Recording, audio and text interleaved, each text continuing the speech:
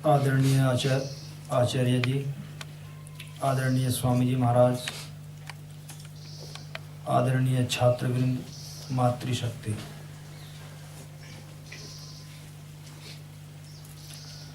आप सभी का सौभाग्य है कि आप दर्शन योग महाविद्यालय में अध्ययन कर रहे हैं। मेरा भी सौभाग्य था कि मैंने यहाँ कभी अध्ययन किया है। यहीं से मुझे प्रेरणा भी मिली है। आज जो कुछ मैं हूँ वो दर्शन योग महाविद्यालय की ही देन है। यहाँ आने से पहले मुझे कुछ जीवन के बारे में ज़्यादा पता नहीं था, क्या करना है, किस लिए करना है। यहीं आके मुझे ज्ञान हुआ और मैंने वेदों तक का अध्ययन किया। मैं काफ़ी दिनों से चिंतन कर रहा था कि कोई ऐसा नाम, कोई ऐसा शब्दों का चयन होना चाहिए कि जिसमें सभी प्राणियों के लिए, सभी प्रकार के मनुष्यों के लिए, सभी वर्णों के लिए, यानी चतुर्श्रेणी से लेकर प्रधानमंत्री तक, ब्रह्मचारी से लेकर आचार्य सन्यासी तक, गृहस्थी तक, सभी के लिए कुछ ना कुछ समस्याओं का समाधान आए। तो कुछ वाक्य समझ में आया, उसका नाम रखा वैदिक जीवन विज्ञान, वैदिक साइंस ऑफ लिविंग। इसमें सब कुछ आ जाता है, संपूर्ण वैदिक साहित्य आ जाता है, सारे व्यवहार आ जाते हैं, सभी विज्ञान आ जाते हैं, क्योंकि सब कुछ जीवन जीने के आधार पे आधारित है। तो इस जीवन जीने के विज्ञान में अनेक विषय हैं। इतना विषय है कि यदि व्यक्ति 1 घंटा प्रतिदिन व्याख्यान दे तो शायद 1000 घंटे भी कम पड़े। तो हम क्योंकि दर्शन योग महाविद्यालय में हैं और साधक शिविर चल रहा है, तो थोड़ी आध्यात्म की चर्चा कर लेते हैं कि वैदिक जीवन विज्ञान के अंदर आध्यात्म में सफलता कैसे मिल सकती है। पहले मैं कहता हूं कि बिना व्याकरण के ठीक से चीजें समझ में नहीं आती है, मेरी प्रतिज्ञा रहती है। जैसे वैदिक शब्द ही हमने लिया, ये एक संस्कृत का शब्द है, तो वैदिक कस्मात, इसका अर्थ क्या है? तो वेदात विदिता वैदिक है, जो हमने वेद से जाना है या वेद के अनुसार जो ऋषियों ने ग्रंथ बनाए हैं उससे जो हमने जाना है, और उसके अनुसार जो जीवन है और उस जीवन का जो विशिष्ट ज्ञान है वो वैदिक जीवन विज्ञान हुआ। जीवन क्या है? यदि थोड़ा आप मेरे साथ सहयोग करेंगे बोलने में, मैं आपसे पूछूं कि जीवन क्या है? जिसको आप प्रयोग कर रहे हैं वह जीवन क्या है? जीवन की परिभाषा क्या है? क्योंकि मृत्यु की परिभाषा तभी समझ में आएगी, आध्यात्म भी तभी समझ में आएगा यदि हम जीवन को समझ लें। तो कोई बताएंगे जीवन है क्या?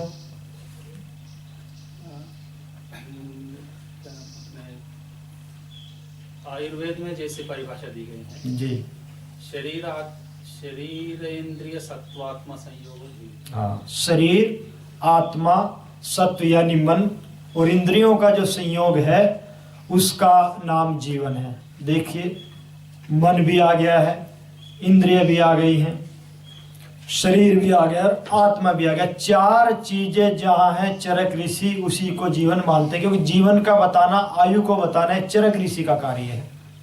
क्योंकि आयुर्वेद है, आयुर्वेदयति अनेनैति आयुर्वेद, जिससे आयु को जानते हैं। आयु और जीवन में ज्यादा अंतर नहीं है। तो ये 4 चीजें आ गई, ये जीवन है। यदि आप इंद्रियों को नहीं जानते, इसमें योग चित्तवृत्ति निरोध भी आ गया, क्योंकि वो इंद्रियों का विषय है। इसमें आत्मा भी आ गया, इसमें मन भी आ गया। तो ये जीवन है। तो इस जीवन को जीने का जो विज्ञान है, यानी विशिष्ट जो ज्ञान है, वही वैदिक जीवन विज्ञान है। आगे चलते हैं। बात दर्शन और आध्यात्म की है। इससे हम सफलता कैसे प्राप्त करें? हर व्यक्ति अपने जीवन में 100% सफलता चाहता है, वो चाहे वो आध्यात्मिक व्यक्ति हो, उद्योगपति हो, मजदूर हो, कोई भी हो, किंतु प्राप्त होती है केवल 1% को। हर क्षेत्र में चले जाइए, 99% व्यक्ति सफल अपने जीवन में नहीं होते, चाहे वो आध्यात्म का क्षेत्र है, उद्योग का क्षेत्र है, सेना का क्षेत्र है, परमवीर चक्र भी मुश्किल से 10-20 ही होंगे भारत में, है ना, जबकि 10 लाख से ज्यादा सेना है। तो हर क्षेत्र में कुछ ही लोग सफलता को प्राप्त क्यों करते हैं? 100% सफलता क्यों नहीं मिलती? क्या बाधक है? आध्यात्मिक क्षेत्र की बात करेंगे। न्याय दर्शन आप पढ़ रहे हैं, न्याय दर्शन का ही एक सूत्र है, कर्तृ कर्म साधन वैगुण्यात न इष्ट सिद्धि उपरिष्टाद अनुवर्तते। तो व्यक्ति को सफलता क्यों नहीं मिलती? ऋषियों ने खूब चिंतन किया, उन्होंने कहा कर्तृ कर्म साधन वैगुण्यात न। वैसे वो किसी अन्य प्रसंग में कहा है, पर अन्यार्थम प्रकृतम अपि अन्यार्थम भवति। ये भाष्यकार का वचन है कि अन्य के लिए बनाई वस्तु अन्य के लिए, अन्य प्रसंग में भी अन्य में भी कार्य करती है। तो कर्ता यदि ठीक नहीं है, कर्ता की वैसी योग्यता कर्ता ने नहीं बनाई और बिना योग्यता के कार्य क्षेत्र में उतर गया, तो असफल होगा। कर्म उस लक्ष्य को प्राप्ति के लिए जो क्रिया करनी चाहिए, जैसी करनी चाहिए वैसे नहीं की तो भी सफल नहीं होगा। तीसरी वस्तु है साधन। जैसे साधन चाहिए उस क्रिया की प्राप्ति के लिए, लक्ष्य की प्राप्ति के लिए, वैसे आपके पास नहीं है तो भी सफलता नहीं मिलेगी। यदि ये तीनों ठीक हैं तो सफलता 100% निश्चित है। किसी को, कोई ऋषि को तो संदेह है नहीं, मुझे भी नहीं। उदाहरण से समझ में आएगी बात। एक व्यक्ति को आध्यात्मिक व्यक्ति बनना है, जो हमारा अंतिम लक्ष्य भी है, मोक्ष में जाना है, तो कर्ता कैसा होना चाहिए? क्यों जी प्रियेश जी? कर्ता कैसा होना चाहिए? जो उस विषय में कैसा होना चाहिए? योगश चित्तवृत्ति निरोधा पहली सीढ़ी है। कर्ता की योग्यता क्या होनी चाहिए? उसके मन पे पूर्ण रूप से नियंत्रण होना चाहिए। चलो थोड़ी देर के लिए समाधि में तो हो गया, साधना में हो गया, 1 घंटे में काफी कुछ हो गया, किंतु व्यवहार में क्या साधन वो अपना रहा है, कैसी वो क्रिया कर रहा है, उसका आहार क्या है, उसका विचार क्या है? यदि ये ठीक नहीं है तो कुछ दिन होगा, उसके बाद में फिर वही स्थिति पहले वाली हो जाएगी। तो यदि साधन और ठीक नहीं है, और आगे चलें, ये तो कर्ता हुई, उसकी क्रिया क्या होंगी, कर्म कैसे होंगे? एक आध्यात्मिक व्यक्ति के क्रिया कैसी होगी? क्या वो फालतू बातें करेगा? क्या वो गप्पे मारेगा, भाषा में हिंदी में कहते हैं? क्या वो समय को व्यर्थ करेगा? और वो किन चीजों में, उसका अध्ययन के वस्तुएं क्या होंगी, उसका विचार क्या होगा, उसका रहन सहन क्या होगा, ये सब क्रिया के अंतर्गत आते हैं। तो वो व्यक्ति हमेशा सावधान रहेगा। पहली बात है कि वो बोलने में भी सावधान, चलने में सावधान, खाने में सावधान। वो विचार करेगा कि कहीं मैं तत्कारी तद्वेषी तो नहीं हो रहा हूं, कि जो मेरा लक्ष्य है क्या उसके विपरीत तो नहीं चल रहा हूं। हमेशा 100% सावधान रहेगा। उसकी पहली पहचान है। उसके व्यवहार में त्रुटि हो सकती है, पर वो सरल होगा, माफी मांगेगा और आगे बढ़ने के जो साधन अपनाए चाहिए वही होगा। प्रतिपक्ष भावना उसके मन में तुरंत आएगी। जैसे कोई भी मन में सबके आता है, हम हजारों विचार, लाखों विचार रोज हमारे मन में आते हैं, उनको हम क्रियान्वित नहीं कर सकते, ऐसे ऐसे भी विचार आते हैं। किंतु करना क्या है, थोड़ा कंप्यूटर की भाषा से बात समझ में आएगी। कंप्यूटर में यदि एंटीवायरस नहीं है तो क्या होगा, और वायरस आके क्या करेगा, सारे मिटा देगा, सारे आपके कार्यक्रम जो भी अच्छे थे उनको या तो स्लो कर देगा और नहीं तो उसको धीरे धीरे खा जाएगा। आपको विंडो को परिवर्तन करना पड़ेगा। ऐसे यहां भी है। यदि आपको ईर्ष्या है, आपको क्रोध है, आपको द्वेष है, ये सबसे बड़े बाधक हैं आध्यात्म मार्ग में, तो ये क्या करेंगे? अगर आपने एंटीवायरस नहीं डाला है, एंटीवायरस का अर्थ है प्रतिपक्ष भावना, वो उसका आपने अभ्यास नहीं किया है तो क्या होगा? धीरे धीरे धीरे धीरे आप स्लो हो जाएंगे। और ऐसे भी व्यक्ति मिले हैं जीवन में कि जो पहले काफी आध्यात्मिक की रुचि लेते थे, बाद में नास्तिक जैसे हो गए कि 20 साल में कुछ मिला नहीं। क्यों नहीं मिला? कर्ता ने अपनी जैसे योग्यता बनानी चाहिए वैसी योग्यता नहीं बनाई। अब आपको 31 नील 10 खरब 40 अरब वर्ष का सुख लेना है, तो इतना आसान कार्य थोड़ी है। बड़ा लंबा पुरुषार्थ है, बड़ा लंबा जीवन है। क्या बिना पवित्रता के जीवन में सारी चीजें आ जाएंगी? नहीं आ सकती। आगे चलें तो आपकी जो क्रिया है वो यदि ठीक नहीं है, आपके अंदर पहला है, तीन ही चीजें हैं, सत्व, रजस और तमस, जो हमारी मन की बात चली है। क्योंकि जीवन क्या है? सत्व के संबंध जो इंद्रियों से होता है, प्राण से होता है, आत्मा के माध्यम से। आत्मा तो केवल माध्यम है, वो तो शुद्ध बुद्ध है। तो उसमें जब ये संबंध मन है, मुख्य चीज है योगश चित्त वृत्ति निरोध है। आपको चित्त की वृत्तियों को ही रोकना है, बाकी सारा कार्य हो जाएगा। तो उसमें वो वृत्तियां कैसे पैदा होती है, आप कैसे क्रिया करें कि वो वृत्तियां हो तो सही किंतु वो अनुकूल हो। उसके लिए तीन ही गुण हैं, सत्व, रजस और तमस। तो ये रजस और जो तमस है इसका फल है ईर्ष्या, क्रोध, द्वेष, आलस्य, प्रमाद। ये सब फल है। यदि आपके अंदर ये है तो इससे सिद्ध होता है कि आपको इन जो ये पदार्थ आपने अपने शरीर में बढ़ाए इसका फल आपको मिल रहा है। तो ये जब तक रहेंगे व्यक्ति आध्यात्मिक पूर्ण रूप से नहीं बन सकता। इसके लिए क्या उपाय है, इनको रोके कैसे? इसका फिर एक वही वैदिक जीवन विज्ञान है। ये बनते कैसे हैं? क्यों जी? रजस और तमस बढ़ते कैसे हैं? क्योंकि ये तो तीन गुण हमेशा रहेंगे, इनको तो हम नष्ट नहीं कर सकते। इनको हमें क्या करना है? तनु करना या दबाना है। तो इनके उपाय क्या है? वो साधन में आ जाएगा। आपके पास साधन क्या है? अब युद्ध के मैदान में आप है, वो जो युद्ध चलता है ना तो कुछ दिन में शांत हो जाता है, समझौता बाद में बैठ के हो जाता है। पर ये जो अंदर का यदि आप लोगों ने महसूस किया, अनुभव किया हो, तो ये हमेशा चलता है 24 घंटे। वो तो एक सीमा होती है, पूरा हो जाता है। पर ये 24 घंटे का कार्य है, अंदर युद्ध चल रहा है। इस युद्ध में यदि आपके पास हथियार कमजोर हैं तो आप उस युद्ध के अंदर ही घूमते रहेंगे, उनसे लड़ने का आपका सामर्थ्य पैदा नहीं होगा। तो वो हथियार क्या है? रजस और तमस, ये तो आसुरी हथियार है। अब इन आसुरी हथियारों को आसुरी हथियारों से मारेंगे तो वो तो आपस में समझौता हो जाएगा और ज़्यादा युद्ध होगा। अब इसको नष्ट करने का तरीका क्या? सत्य रूपी हथियार चाहिए। और सत्य रूपी हथियार सबसे बड़ा जो आयुध है वो है आहार।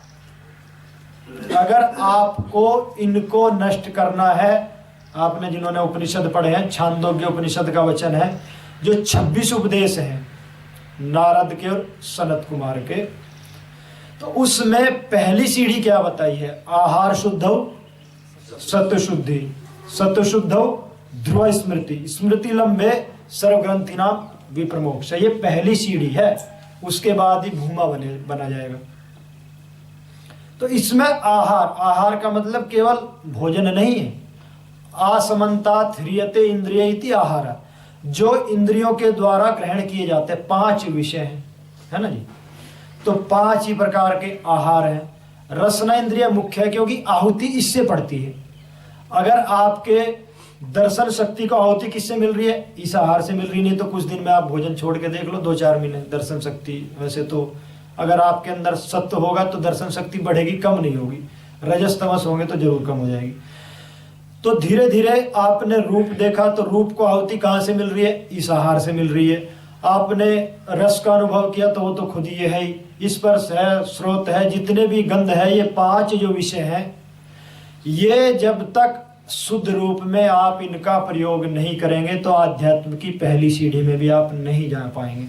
हम देख भी रहे हैं, वर्षों वर्षों लोगों को लगे हो गया है, पर उपलब्धि नहीं दिखाई देती है। कारण क्या है? क्योंकि जो ऋषियों ने कहा था उसके विपरीत कोई भी चलेगा तो उसको फल वही मिलना है जो विपरीत का मिलता है। तो उसमें सबसे पहला और जो मुख्य है वो रसना इंद्रिय है। अगर आपने रसना इंद्रिय को गलत आहार दिया तो आप ये देखिए विचार कैसे पैदा होता है। कोई बताएंगे कि क्योंकि भोजन का विचार का क्या संबंध है? विचार आपको पैदा ही कैसे हुआ? ये जो भी ईर्ष्या, क्रोध, द्वेष आदि का जो विचार पैदा हुआ, इसका कारण क्या है? क्योंकि तो कार्य है। क्या हो सकता है? कारण तो वही रजतम। और उस रजतम का कारण क्या है? वही आहार। वही आहार है। अंत में आप जाएंगे तो रजस तमस बढ़े। रजस तमस क्यों बढ़े? क्योंकि आपका आहार वैसा था।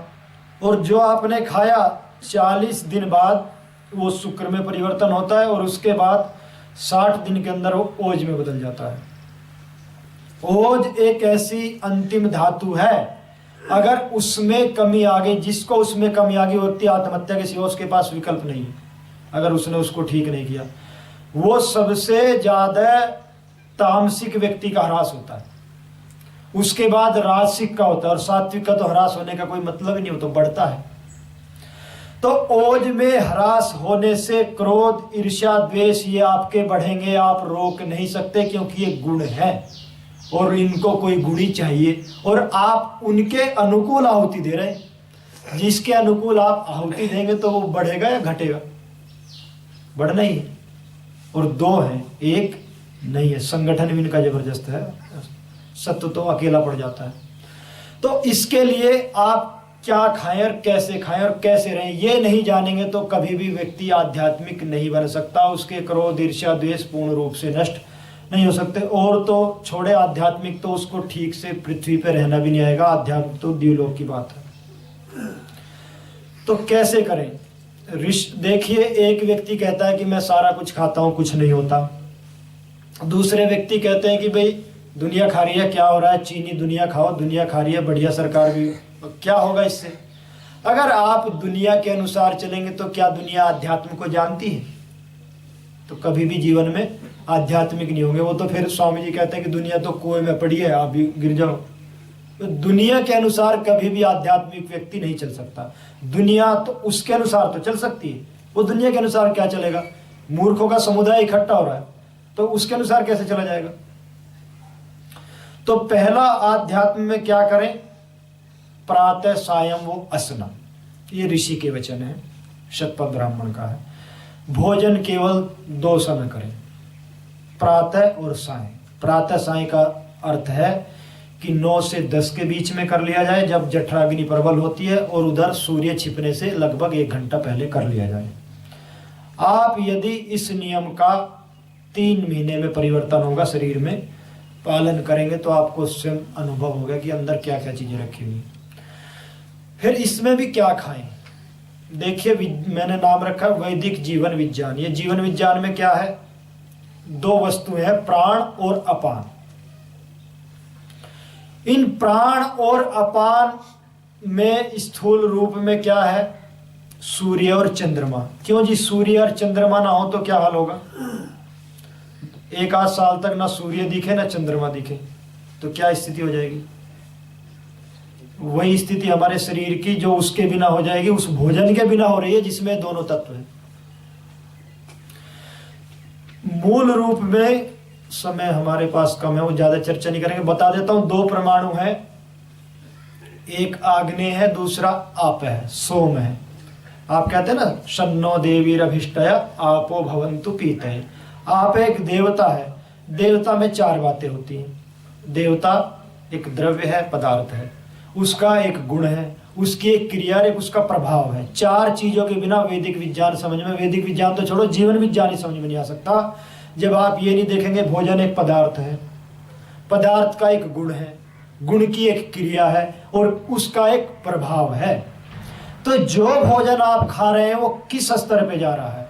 जो आप बोल रहे हैं, आप सोचते हैं कि मैंने किसी को झाड़ दिया है, बहुत अच्छा है, दूसरे वाला मेरे से डर गया है, पर आपने अपना कितना बड़ा नुकसान कर लिया है ये आप नहीं समझते। आपने किसी के ऊपर क्रोध किया तो आपके अंदर क्या हुआ? क्रोध क्या था? एक गुण था। उसने किसको प्रभावित करा? जिसका वो गुण था, उस गुणी को प्रभावित किया। उसके बाद उसकी क्रिया क्या हुई? से पहले तो शरीर में हुई, उसके बाद वातावरण में, और उसका प्रभाव कहाँ पड़ेगा? आपके रक्त पे पड़ेगा, आपके पित्त पे पड़ेगा, और वो क्या होगा? कुपित हो जाएगा। और जिसका पित्त कुपित हो गया उसको रोगी होना ही है। 40 प्रकार के रोग आएंगे उसको। और तो और छोड़ो, ये तो स्थूल रोग हुआ। सूक्ष्मतम जो आपके दिमाग के तंतु है, आप समझते हैं हमारे दिमाग में जहाँ सूचना इकट्ठा है, यहाँ खरबों तंतु हैं, आधुनिक भाषा में न्यूरॉन है। उन्हीं में सूचना आ रही है, जा रही है, आ रही है, जा रही है। उसमें कमजोर होने से फिर सूचना चली तो जाती है, वापस नहीं आती। और जिसको सूचना ही वापस नहीं आती उसकी स्मृति कमजोर हो गई, और जिसकी हो गई है वो छोटी छोटी बातें भूलने लगता है। वैसे कुछ चीज़ों को तो भूलना भी जरूरी है, पर सारी चीज़ें भूलने लगे वो अलग है। तो ये इतना बड़ा इसका प्रभाव है। इसी प्रकार जैसे आहार है जो आपने किया वो भी चार, वो एक द्रव्य है, उसका एक गुण है, उसकी एक क्रिया और उसका एक प्रभाव क्षेत्र है। तो यदि आपने राजसिक आहार किया, राजसिक आहार का अर्थ ये नहीं कि नमक भुना तले, राजसिक आहार का अर्थ है समय पे ना खाना, रात को खाना, वो भोजन अंदर जाके, बाहर तो राजसिक नहीं है, अंदर जाके वो पचेगा नहीं, वो राजसिक और तामसिक में बदल जाएगा। चीनी संसार का सबसे बड़ा ड्रग्स है। ये मैं नहीं कह रहा, हमारी मत मान लो, अमेरिका वालों की मान लो, नेट पे सर्च कर लो, अखबार में आ चुका है, दैनिक भास्कर पत्रिका में भी आ चुका है, मैंने कटिंग भी रखी हुई है। वो एक खोज हुई है कि जो अल्कोहल में, शराब में जो केमिकल्स होते हैं वो चीनी में भी है, इसलिए इसकी आदत पड़ जाती है और ये हमारे नर्वस सिस्टम को कमजोर कर देती है। अब आप देखें, चीनी क्या है? द्रव्य है। आप अगर थोड़ा सा भी आपको विचार करना आ जाए तो इन चीजों से बच सकते हैं। उसकी क्रिया किस रूप में होगी? गुणों को प्रभावित करेगी। वो कौन से गुणों को प्रभावित करेगी? राजसिक और तामसिक को तो बढ़ाएगी, और जब वो दोनों बढ़ेंगे तो इस अकेले का क्या हालत करेंगे? ये कमजोर हो जाएगा। मीठा बनने में सात्विक बढ़े? नहीं, मीठा जो है ना, विष भी कई प्रकार के मीठे होते हैं, और खा लो और सत्व बढ़ाओ। मधुर रस जो है सात्विक है, पर मधुर रस में यदि विष मिला हो तो वो सात्विक हो गया, रासिक हो। महर्षि दयानंद तो लिखते हैं कि एक विष का कण भी मिल जाए, और ये तो पूरे विष है, इसके अवयवों में विष है। नहीं विश्वास होता तो हमने अभी चुनाव प्रचार में देखा था, उत्तर प्रदेश में चीनी बनती है, जाके देख लो क्या हालत होती है। बहुत से चूहे भी साथ में उसके अंदर आ जाते हैं जो गन्ने को काटते रहते हैं। जी, चीनी, बूरा और खांड, इसमें फर्क क्या? वो अभी थोड़ा व्याख्यान वैसे तो पूरा होने वाला है। इसमें चीनी तो क्या है, उसमें 20 प्रकार के केमिकल्स डाल के उसको शुद्ध कर दिया जाता है, तो सारे केमिकल ही बचता है इसमें। और भी ना कोई वैज्ञानिकों से पूछ लो, ना कोई उनकी भाषा में विटामिन है, ना कार्बोहाइड्रेट, ना कुछ भी नहीं उसमें। और खांड क्या है? गन्ने के जो गुड़ बनने से पहली स्थिति, जिसको राब बोलते हैं, उसको एक मशीन में डाल देते हैं, उसके बाद चला देते हैं, उसमें फुहारा लगा देते हैं, तो जो उसका राड़ा बोलते हैं, जिसको उत्तर प्रदेश की भाषा में, वो निकल जाता है और सफेद सफेद है। इसी को आयुर्वेद में खाने का विधान है। वो तो स्वास्थ्य के लिए उत्तम है, वो भी कम मात्रा में। बाकी मधुरस का अर्थ है कि पदार्थ में जो पहले से है। सेब में मधुर रस है, अनार में मधुर रस है, आंवले में परिपाक के बाद मधुर रस होता है। वैसे कसाय रस है, जब आप बाद में पानी पीते हैं ना तो मीठा मीठा लगता है, तो वो अलग विषय हो गया। तो हम जो कह रहे थे, तो इस आहार का आपके अंदर क्या प्रभाव पड़ेगा, ये आपने मोटा मोटा देखा, समय का अभाव है। और थोड़ा इस पे चलते हैं, विचार पे। आपने विचार किया, वैदिक जीवन विज्ञान में विचार अति आवश्यक है, बिना विचार के जीवन चल ही नहीं सकता। आपने विचार किया, मैंने कहा कि भाई देखिए, महर्षि दयानंद ने लिखा हुआ है, शिक्षा से लेकर वेद और उपवेद तक ये 14 विद्याएं हैं। इन 14 विद्याओं का अध्ययन करके व्यक्ति मनुष्य से देव बनेगा, और क्रिया में विनियोग करके ऋषि बनेगा, और ऋषि का ही मोक्ष होता है। ये सारे ऋषि मानते हैं। आपने कहा जी इतनी आयु हो गई है, मेरा तो सामर्थ्य नहीं है ना। अब जब आपने ऐसा कहा कि मेरा सामर्थ्य नहीं है, पहले तो आपको यही पता नहीं कि सामर्थ्य है क्या, आपने झूठ बोला। क्योंकि वैदिक जीवन विज्ञान में एक व्याकरण का विज्ञान भी है, तो उस व्याकरण के विज्ञान में सामर्थ्य एक संस्कृत का शब्द है। क्या उस अर्थ को समझते हैं आप व्याकरण से कि वो क्या है? क्यों जी, सामर्थ्य क्या है प्रिय? आपको सामर्थ्य का भी नहीं पता तो अपना सामर्थ्य कैसे जगेगा आपका? तो सामर्थ्य क्या है? सम एकी भूय अर्थ्यते प्रार्थ्यते इति समर्थ, और समर्थस्य भावे कर्मो व सामर्थ्यम, कि जो एक विषय को लगातार आपने उसकी प्रार्थना की, और प्रार्थना कब होती है? पुरुषार्थ के बाद में। वो और उस कर्ता की जो क्रिया है, उस कर्ता की जो सत्य है, वो सामर्थ्य है। आपने क्या पढ़ने का प्रयास किया? कई साल तक पुरुषार्थ किया? नहीं किया। आपने इसका मतलब मिथ्या बोला कि मेरा सामर्थ्य नहीं। तो हर व्यक्ति का सामर्थ्य है, किंतु वो जो राजसिक और आसुरी और राक्षस असुर सारे प्राण जो जागृत कर लिए हैं, वो ऐसा विचार करने ही नहीं देते, क्योंकि आहार ऐसा, विचार ऐसा, सब कुछ वैसा लगता है और व्यक्ति को उसमें आनंद भी आने लगता है, क्रोध करने में, ईर्ष्या करने में, द्वेष करने में। तो ऐसा जीवन आध्यात्मिक व्यक्ति का नहीं चल सकता। और पूर्ण रूप से तो अध्यात्म क्या है? आत्मानम अधिकृत्य, जो आपको आत्मा की ओर ले जाए। आत्मा अध्यात्म नहीं है, परमात्मा अध्यात्म नहीं है, ले जाने वाले साधन का नाम अध्यात्म है, जो आत्मा की ओर आपको ले जाते हैं। तो ऋषि क्या कहते हैं? शरीर में जो घटना हो रही है, मन में जो घटना हो रही है, बुद्धि में जो घटना हो रही है, वो सब अध्यात्म है। अगर आपको बोलना नहीं आया, आप प्रेम की भाषा मित्र से चक्षुषा नहीं करते, आपका आहार शुद्ध नहीं है, आपका विचार शुद्ध नहीं है और आपका ज्ञान शुद्ध नहीं है, तो व्यक्ति आत्मानम अधिकृत्य हो ही नहीं सकता। ये नियम है। इसलिए आध्यात्म की पहली सीढ़ी है आहार। ये ऋषि कहते हैं, यदि आपने अपना आहार शुद्ध नहीं किया, आहार एक पदार्थ है, पदार्थ का एक गुण है, उसकी एक क्रिया है, उसका एक प्रभाव है। कोई भी दुनिया का बड़ा बड़ा वैज्ञानिक इस बात को नहीं निषेध कर सकते कि आहार एक पदार्थ नहीं है और पदार्थ का कोई गुणधर्म क्रिया नहीं होता। तो प्रातः और सायं 2 समय ही खाना चाहिए। हमारी वैदिक परंपरा में जो आजकल चलता है ना, नाश्ता प्रात भर के खा लेते हैं सुबह सुबह, फिर दोपहर को भूख नहीं लगती, और जब वो भूख नहीं लगती तो फिर हो जाता है अध्यसन। घंटी तो लग गई है, खाना है तो अध्यसन हो गया। अध्यसन होने के बाद में भोजन पचा नहीं, पहला ही पेट में रखा हुआ था, उसके बाद पचा नहीं। जब पचा नहीं तो रस नहीं बना ठीक से, रस नहीं बना तो रक्त नहीं बना, इसके बाद कोई भी चीज ठीक नहीं बनेगी। एक चीज तो जरूर बनेगी, आव बनेगी, और आव बनने के बाद वायु का रोग होगा और पेट में सभी प्रकार की समस्याएं उत्पन्न हो जाएगी। प्रातः सायं करें। और जो मैं मूल परमाणु बता रहा था, सूर्य और चंद्र में वो 2 परमाणु जो हैं, वही परमाणु प्राण और अपान में हमारे शरीर में है, और वही 2 पदार्थों में है। एक का नाम है व्रीहि और दूसरे का नाम है यव। इसलिए वेद कहता है व्रीहि यवश्च भेषजौ दिवस पुत्र्यौ अमर्त्यौ। व्रीहि यवे है प्राण आहित, अपानो व्रीहि उच्यते।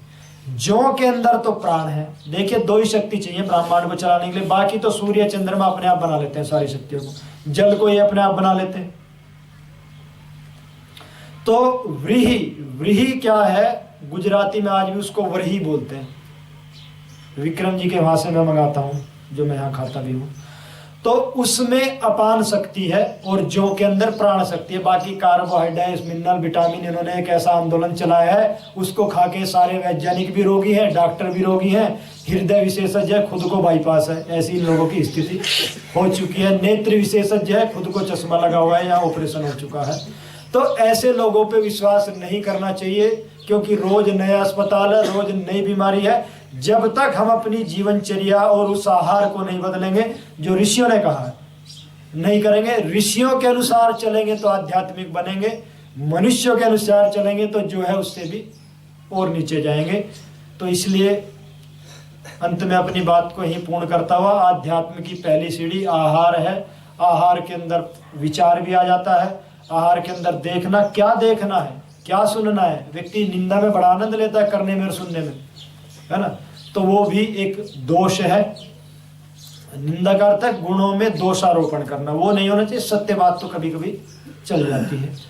तो यदि आप ऐसा विचार 5 इंद्रियों के 5 विषयों पे आप शुद्ध रूप से प्राप्त नहीं करेंगे, तो जीवन में आध्यात्म क्षेत्र में सफलता मिलेगी नहीं, वर्षों लगे रहेंगे। और भविष्य में ऐसा होता है, फिर शास्त्र की भी निंदा करते हैं और आचार्यों की।